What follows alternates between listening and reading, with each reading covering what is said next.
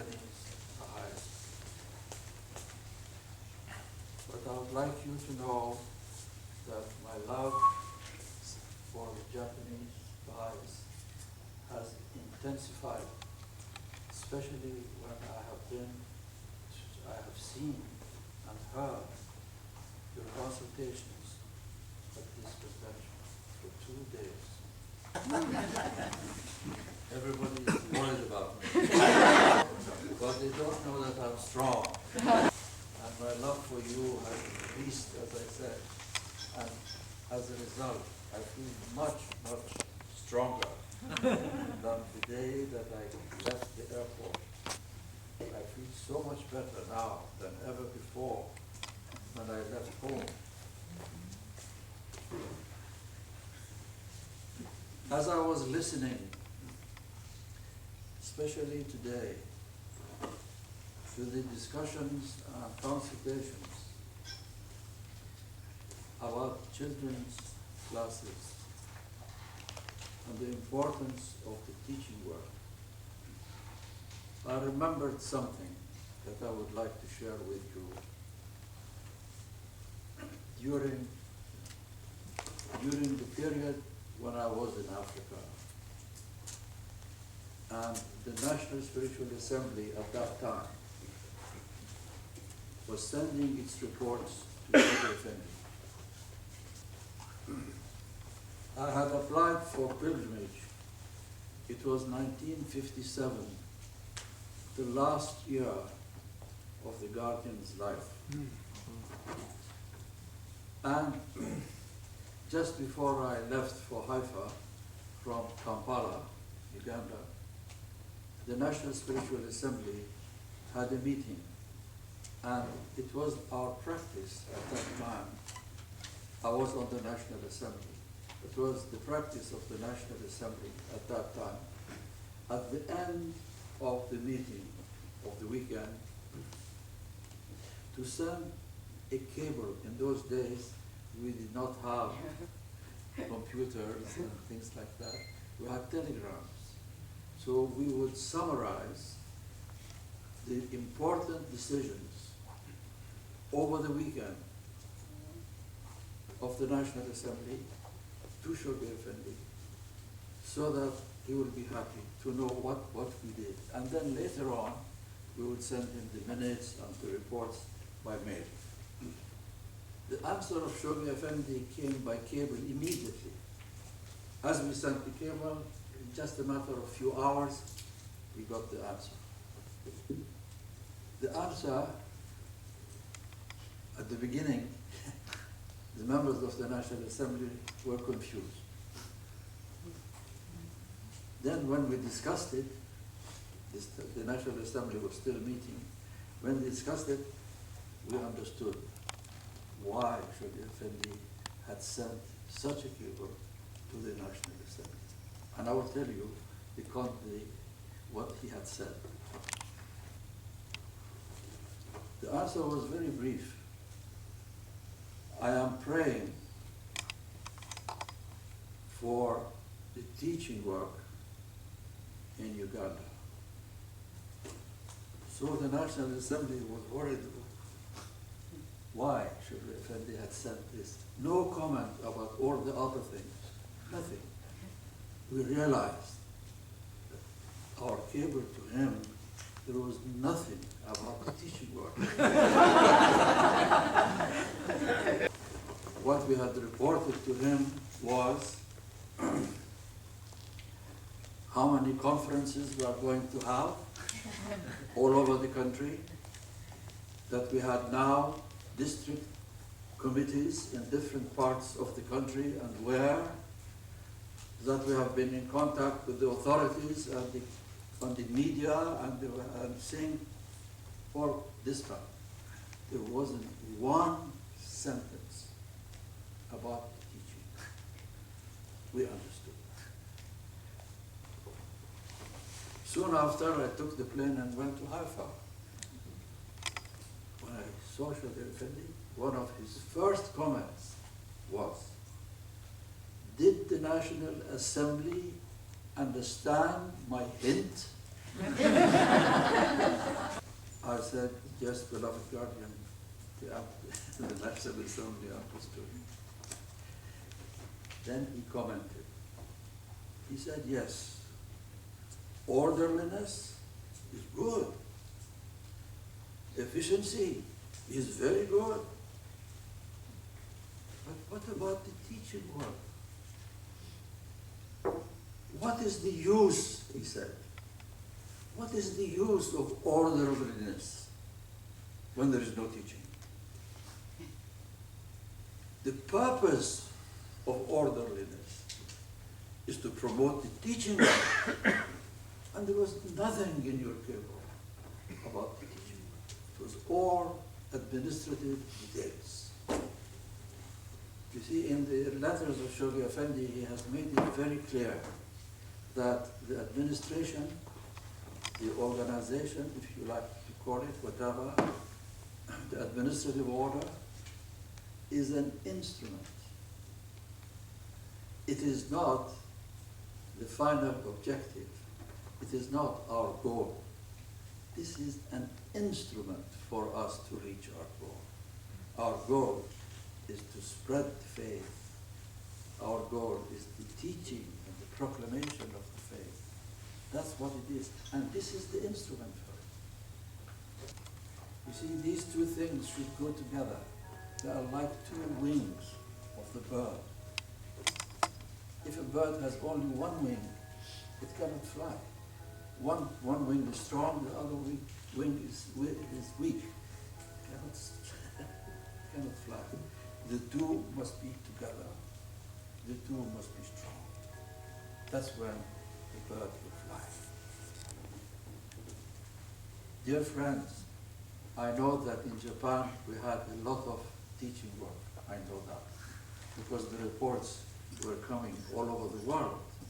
The reports were received in Haifa. The Universal House of Justice was very pleased to receive such reports. Yes. But what happened?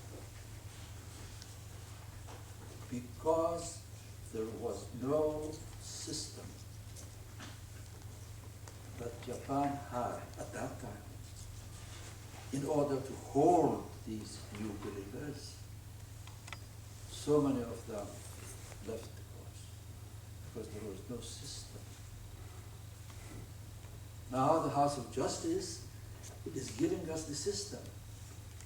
All these Book 1 and Book 2 and Book 7 and children's classes and junior youth and devotional meetings, the core activities, all these things, this is the system. They have provided us how to do it. Without this, we lost. With this, we will not lose. Excuse me for this diversion. That was not my subject. My subject tonight on the program is Abdul Baha. Abdul Baha, our exemplar. That is our subject. Shoghi Effendi has written in his book called The Dispensation of Baha'u'llah, which is one of the very important letters he wrote to the American believers. And when he was meeting with the pilgrims, both Western pilgrims and Eastern pilgrims, he used to say that this dispensation of Baha'u'llah that he has written is like his will and testament. そして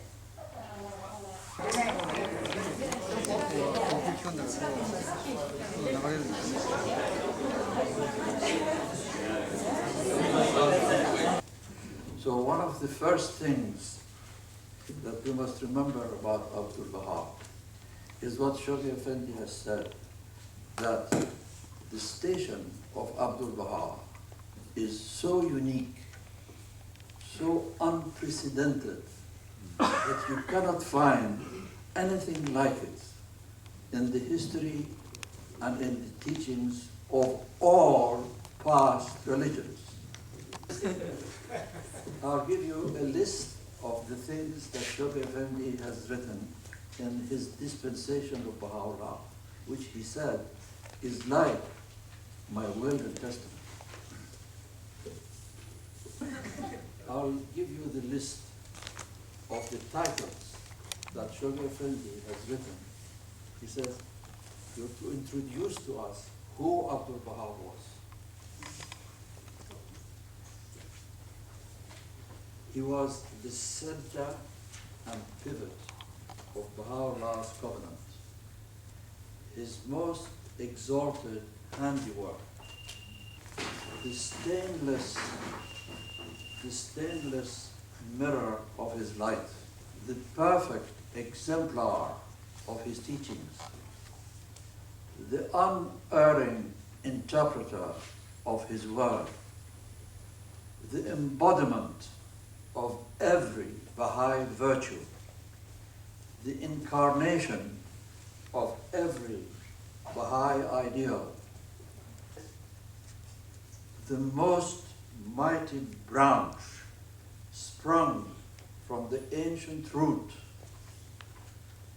the limb of the law of God, the being round whom all names revolve, the mainspring of the wonders of humanity,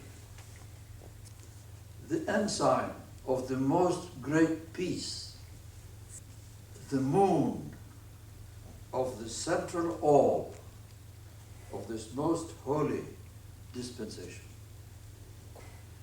the mystery of God, he who in his person the characteristics of a human nature and superhuman knowledge and perfection are blended and harmonized. That's how he described his grandfather. Now, our discussion tonight is only about one of these titles, namely the perfect exemplar. Shoghi Effendi, when he finished the American University in Beirut, as I told you last night, and before going to Oxford, for 18 months was the secretary of Abdul Baha and translator of the tablets that he would write.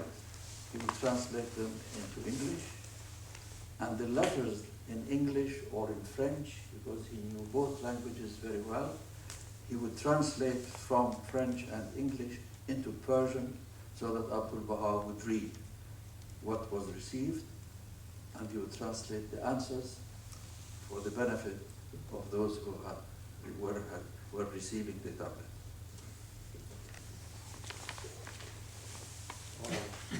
Now, in addition to all that, Shoghi Effendi kept a diary, a daily diary in English.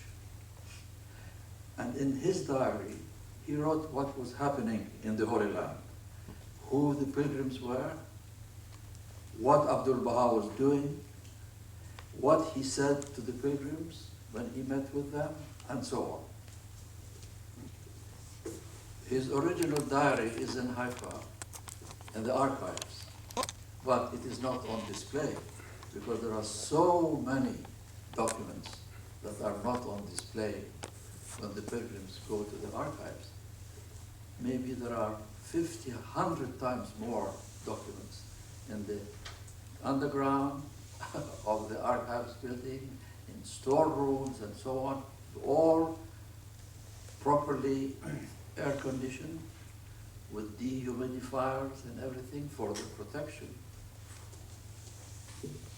If Abdul Baha had certain illnesses, for example, he would easily catch cold, and his cold will go on for 2-3 days.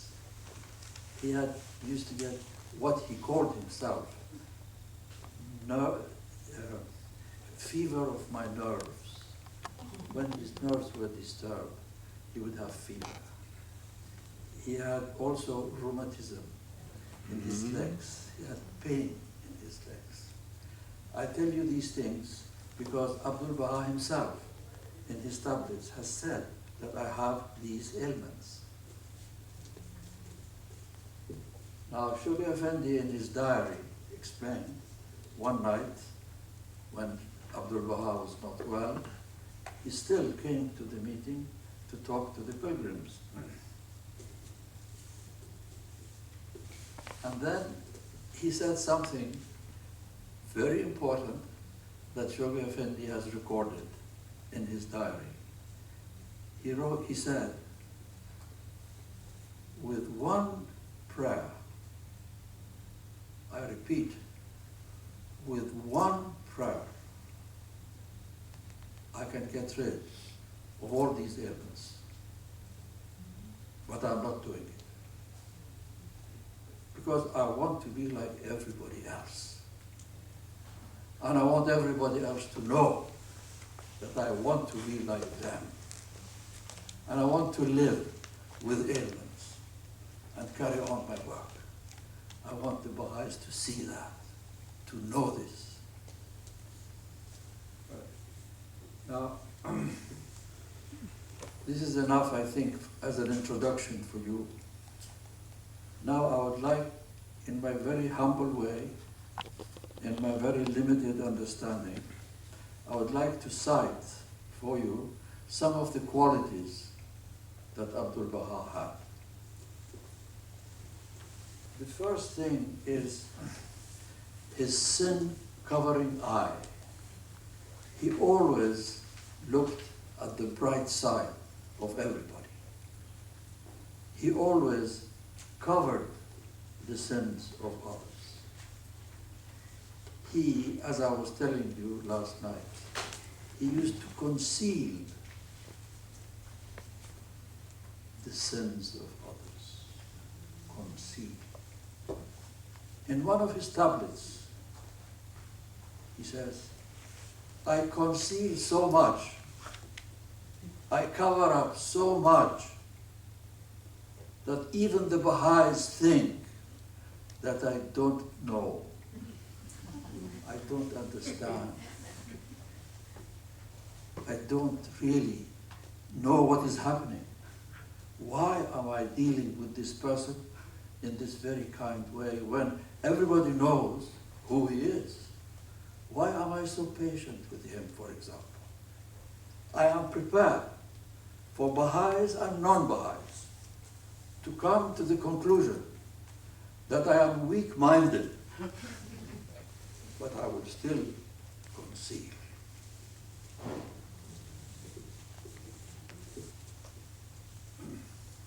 Another quality of Abdul Baha was his humility. A strange, unique humility. The humility of someone who had the majesty of a king. When he spoke about Baha'u'llah, when he spoke about the teachings of Baha'u'llah, he spoke with such authority, with such firmness. But on the other hand, he was sweet, gentle, kind.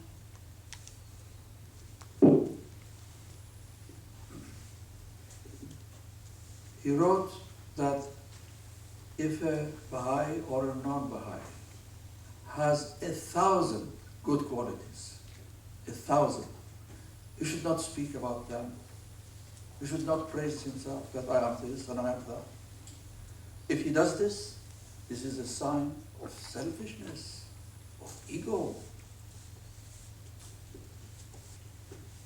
Another quality of Abdul Baha was his consideration for others and his courtesy.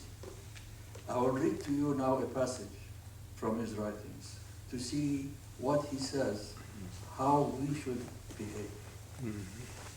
Beware, beware, lest you offend any heart. Beware, beware, lest you hurt any soul. Beware, beware, lest ye deal unkindly toward any person. Beware, beware, lest ye be the cause of hopelessness to any creature. Should one become the cause of grief to anyone, hearts, to anyone's heart, or of despondency to anyone's soul, it were better to hide oneself in the lowest depths of the earth than to walk upon the earth. When he was in London, he was in the home of one of the very good, devoted believers, British Baha'i. And the British Baha'is wanted to follow efficiency and orderliness. Someone knocked at the door. A woman was at the door when the door was open. The hostess of the house said, "Yes, what do you want?" This lady said, "I have come to meet Abdul Baha."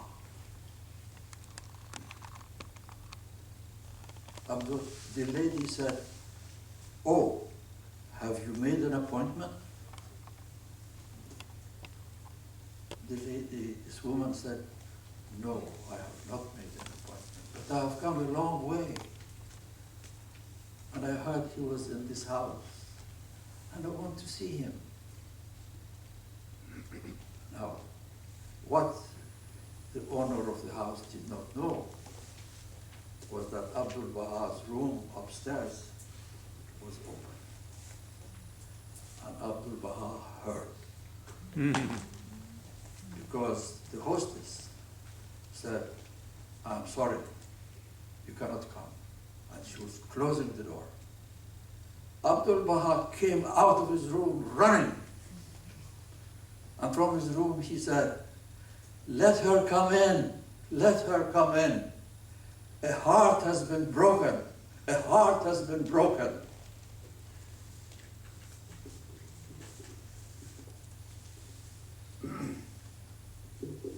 Abdul Baha once said that Baha'u'llah trained me, taught me, always to be ready to lift burdens from the shoulders of others, and never to put my own burdens on the shoulders of others. Whether he was in Akka or whether he was in Haifa, Abdul Baha always got up very early in the morning. And what did he do? He would leave his house, and he knew where the houses of the poor people, where the houses of the sick people were in Haifa, in old Haifa and in Akka. He would go to them. If they are asleep, he would knock at the door. He would go in to visit them. How do you feel? How is everything? If there was a sick person, he would then go to the doctor. There was an old doctor in Akka. He would wake him up. He says, "There is a sick person here. I'm paying for you. Go there right now to see this sick person at such and such an address. And the medicine, you go and buy the medicine and bring it back and give it to the sick people, and I will pay you. Then come and see me, I will pay you the money of the medicine that you have bought." This was Abdul Baha. Abdul Baha once said that, "I tell the Baha'is, I say you have to be patient with others, you have to be loving toward everybody." They answer me. They say, "Oh, well, I'm ready to endure such and such a person as long as he or she is endurable."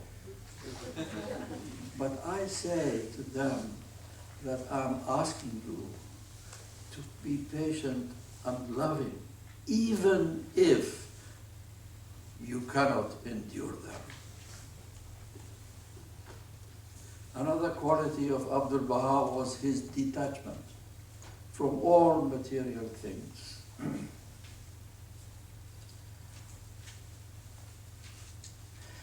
During his visits, whether in Europe or whether in North America, the European Baha'is and the American Baha'is, the Canadian Baha'is, they loved Abdul Baha. Of course, they loved him. They were attracted to him. They wanted to help him. They would give him money. He never accepted. Because there were others who were coming from the East specifically to raise money.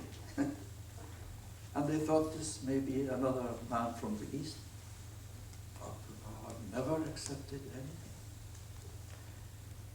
Sometimes he would say, all right, you are insisting, give it to me, I accept. But I would like to give it back to you. Now you take it and give it to the poor. When he was in the United States, and this is recorded by American Baha'is, he got up one morning very early to walk in the street. He saw a very poor man, and it was cold. The weather was very cold. You know, the cloak that the Orientals wear, it is called abas. It's a cloak which covers the entire body and keeps the person warm. Abdul Baha always wore, as you can see in his picture, he's wearing that abba in the picture, an overall cover. All right? He was walking, he saw this poor man. He pulled out his abba and put it on his shoulders. This man was surprised. Why? No, it's okay. And without his abba, just his underclothes, he returned back to the hotel to go to his room.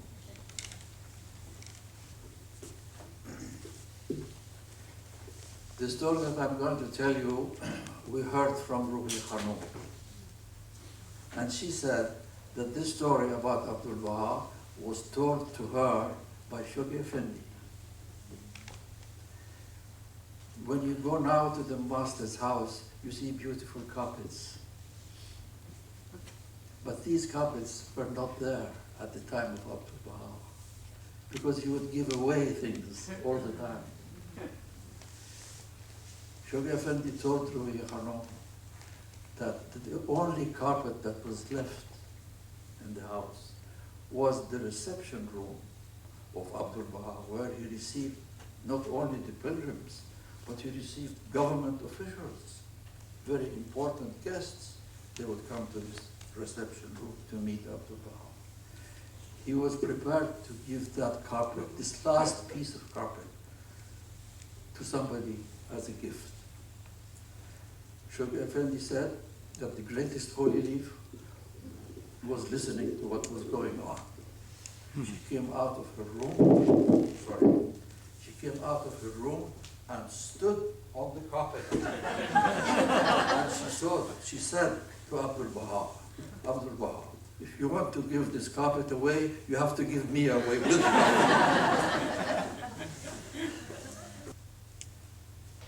have a question. Are you tired? I am not tired.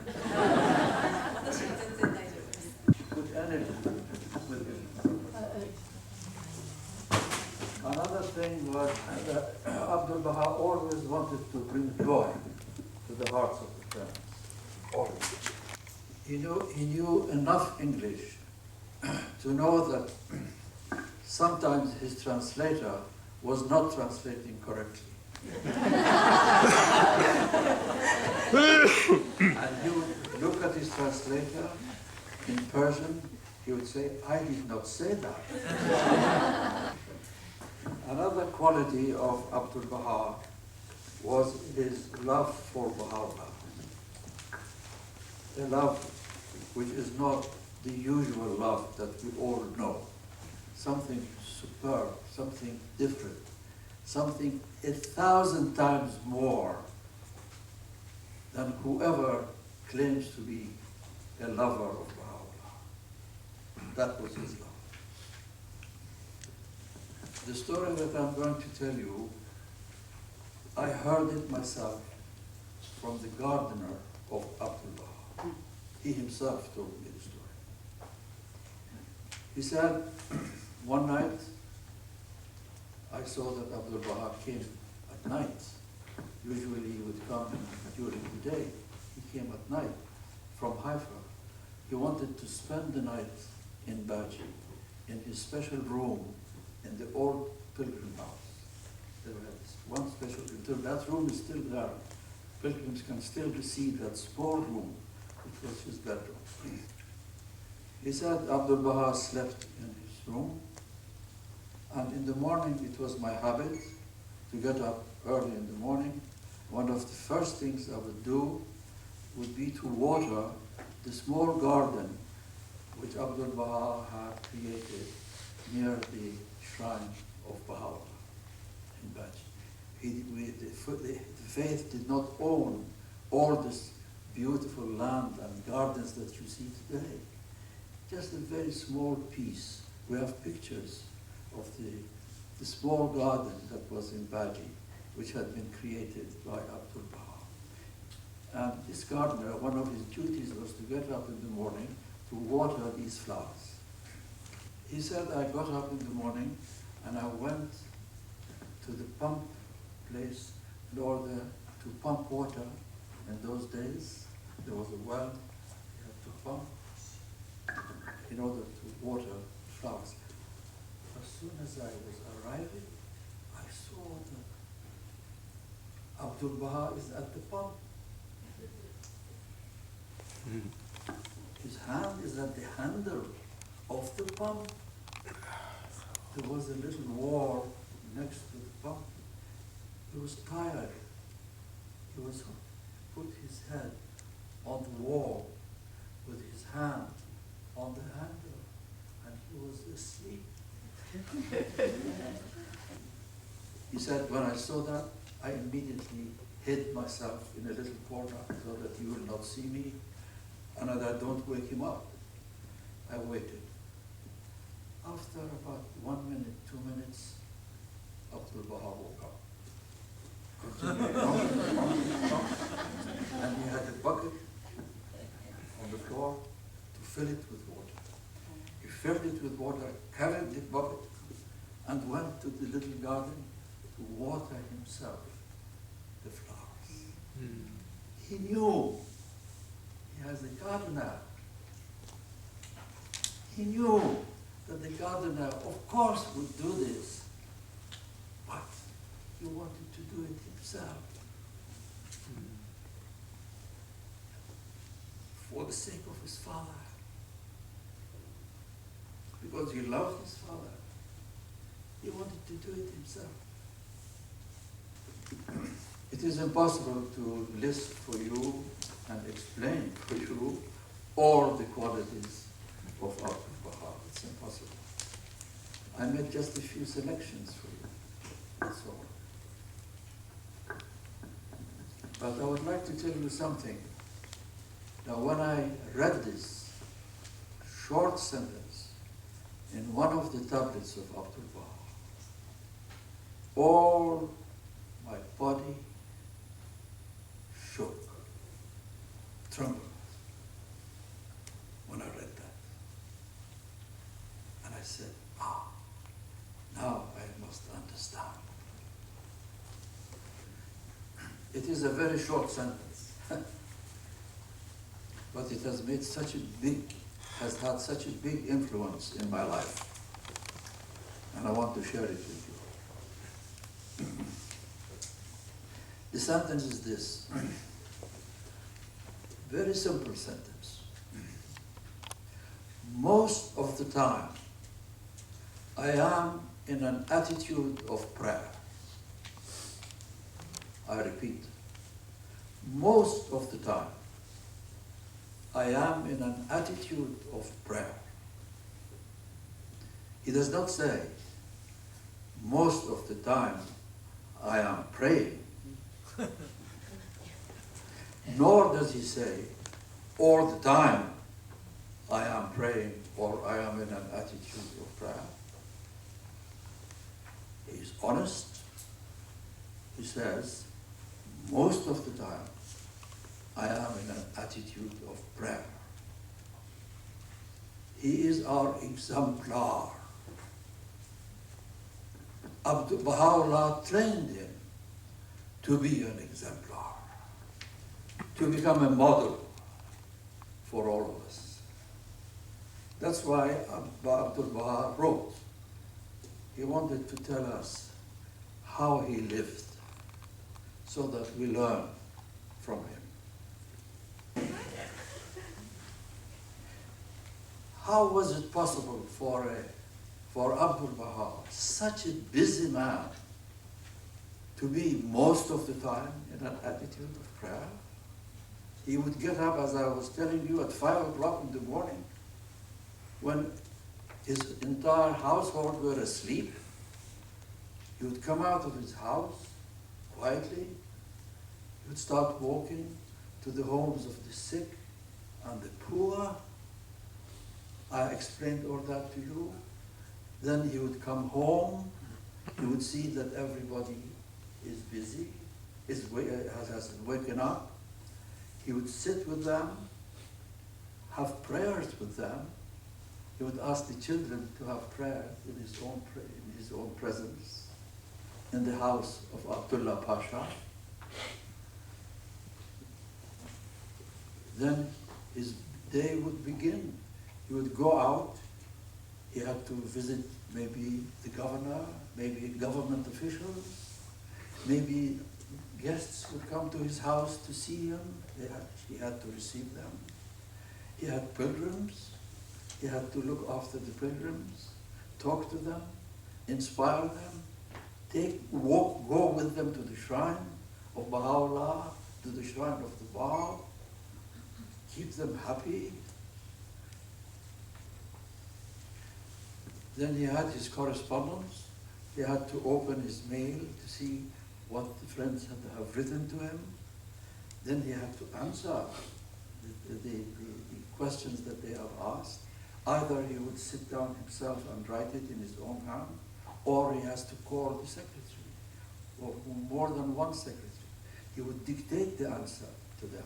Now they would take the notes, then they would present to him in rough handwriting what they heard from him.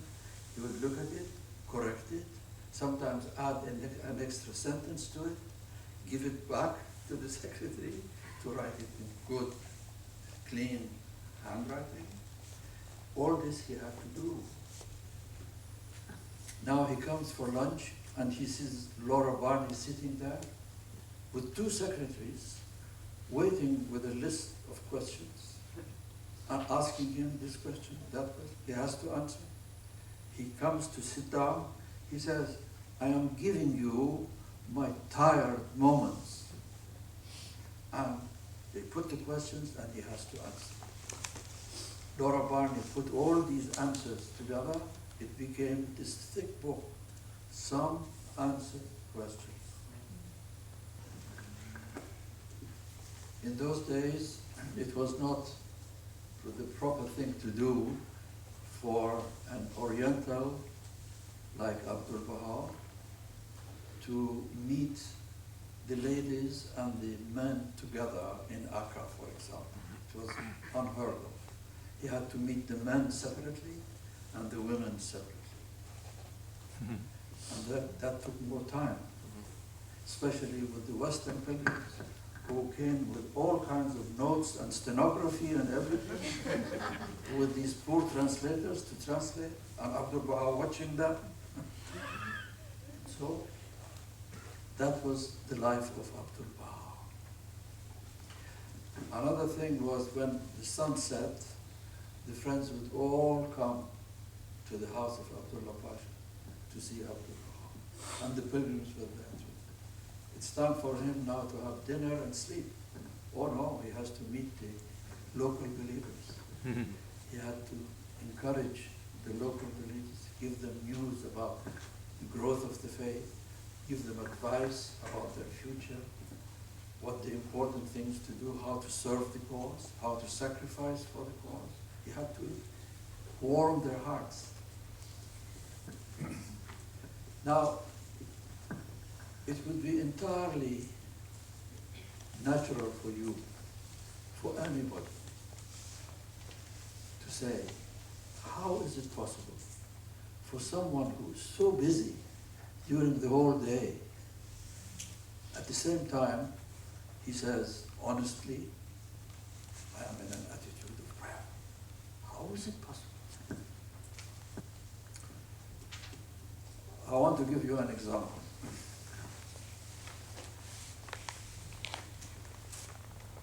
You are driving your car, but you have somebody next to you. He is having conversation with you. You listen to him, you answer him, but at the same time, you are at the wheel. You are watching the traffic. You have to be very careful. You are even listening to the sound of the tires or the engine to see there is nothing wrong with the car itself. You are doing all these things. And at the same time, when your friend sitting next to you is quiet, you put your radio on to listen to the news, to see what has happened. You are doing so many things at the same time. It's not difficult. It is very easy. This sentence, this short sentence of Abdul Baha simply means, I think, it simply means one thing. It means we should be like him. We should try our best with every hour of our busy life to be in this world, but to not to be of this world. It means, I think, to be in this world, but to be with God. It means to be in this world, but to know that He is my God, that He sees me, that He knows me, that I am in His presence. He sees my inside heart, my soul is clear to Him. Not only my physical body, but all my sentiments, all my thoughts, everything is clear to Him. I should be with Him while my feet are on this ground, in this world. When Abdul Baha passed away, there were many poems written, many wonderful praises made, given, many tributes given to Abdul Baha. One of them is very, very interesting. It is related to what we are discussing together. He was not a Baha'i person. He says, I have noticed Abdul Baha. He walks with practical feet, but in the paths of heaven. Now, I would like to end my discussion by reading for you a summary of what Shoghi Effendi wrote about Abdul Baha's travels, because this is the 100th anniversary of the travels of Abdul Baha. For 3 years, he traveled, left the Holy Land, went first to Egypt, then to Europe, then to North America, United States and Canada, then back to Europe, saw more countries in Europe, then went back to Egypt, then went back to the Holy Land. It took over 3 years of traveling. So this is the quote that I'm going to read. It's a little bit long, but she has already she has a translation from God Passes By, which is, as you know, written by Shoghi Effendi in 1944. So I will read you that passage in which he summarizes the travels of Abdul Baha. During these travels, Abdul Baha displayed a vitality, a courage, a single-mindedness, a consecration to the task he had set himself to achieve that excited the wonder and admiration of those who had the privilege of observing at close hand his daily acts, expending every ounce of his energy. Do you mind if I repeat this? Expending every ounce of his energy, day after day, from dawn till late at night, unfailing in his solicitude for the sick, the sorrowful, and the downtrodden, uncompromising in his championship of the underprivileged races and classes, bountiful as the rain in his generosity to the poor, contemptuous of the attacks launched against him, and last but not least, incomparable in the spontaneity, the genuineness, and warmth of his sympathy and loving kindness, shown to friend and stranger alike, believer and unbeliever, rich and poor, high and low. Whom he met, he continued for 3 crowded years to trumpet to a world sunk in materialism and already in the shadow of war, the healing, the God-given truths enshrined in his Father's revelation. It was this same Abdul Baha who loved the Japanese people. And you heard what he said and wrote about Japan, and about the future of Japan.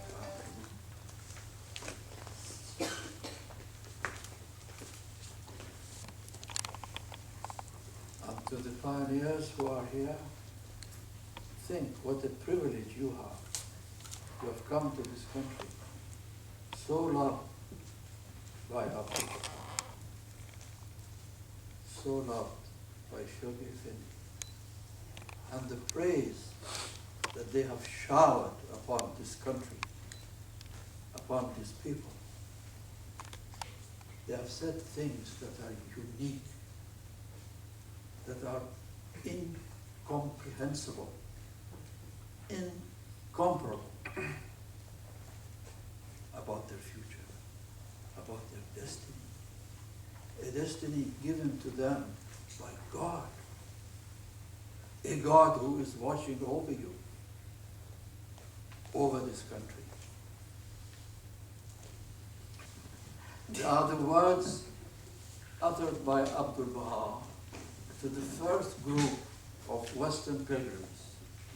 Among them was a young girl who later became Mrs. May Maxwell. the mother of Ruhi Kamara. She was young, she was small, she was weak, she was sick. Abdul Baha told her, you go and teach the cause, serve the cause. This poor little girl, how can I speak? Abdul Baha, I cannot. Yes, you can. You turn your heart to me. I will help you. May Maxwell became one of the most eloquent speakers among the American believers in North America. First class. She became a first-class writer. But she loved Abdul Baha so much that whatever Abdul Baha said went deep in her heart. And I want to read to you, and that will be the last part of my presentation tonight. What were the last words of Abdul Baha to this first group of pilgrims, recorded by May Maxwell, who became later May Maxwell. Friends, I beg you, please, allow these words to sink in your heart, whether they are read in English or later in Japanese.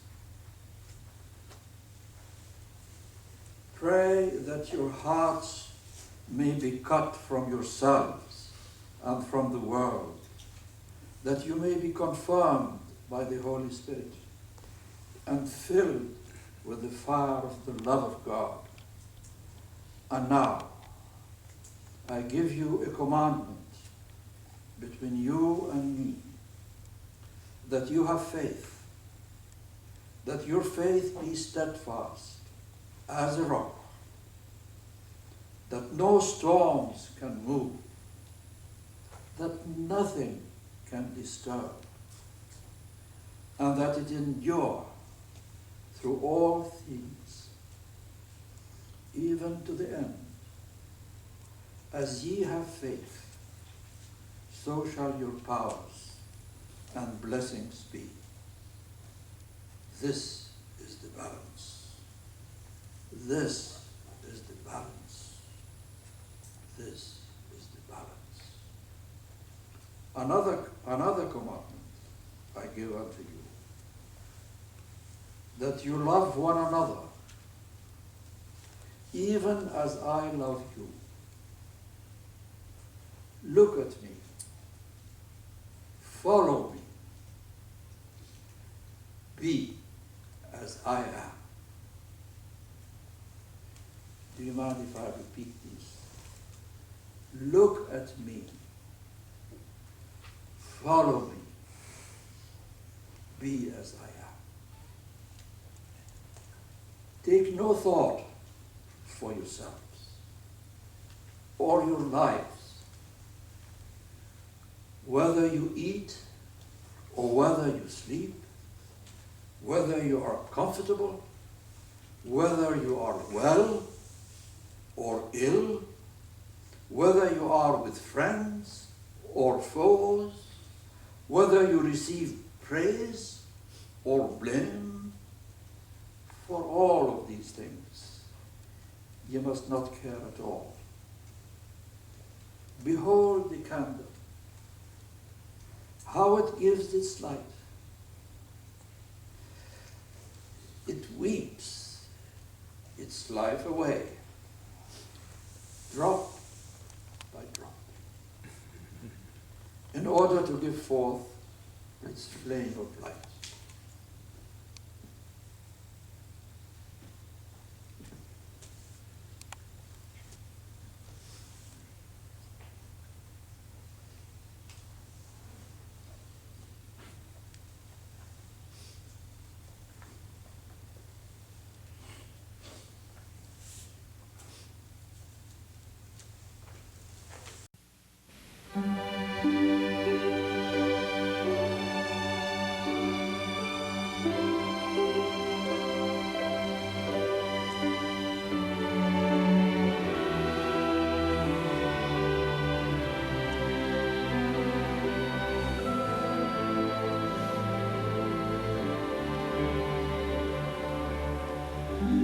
Behold a candle, how it gives its light. It weeps its life away, drop by drop, to give its flame. You must die to the world and so be born again and enter to the kingdom of heaven. Look at me, follow me, be as I am. Abdul Baha, Abdul Baha.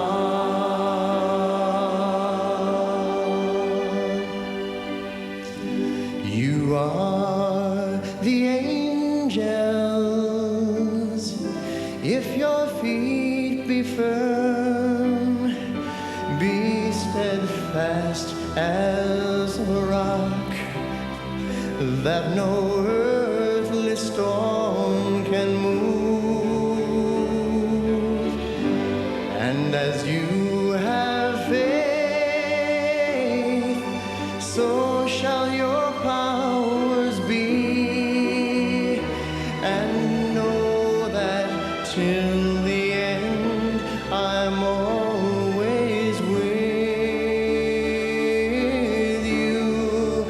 Look at me, follow me, be as I am.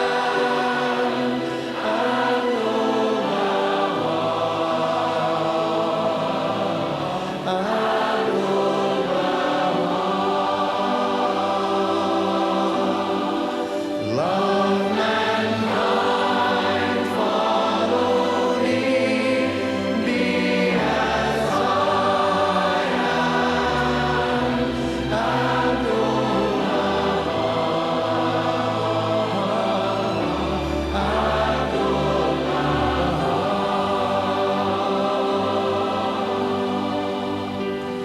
And how I long to travel the world in utmost poverty and cry out, Ya Baha, God will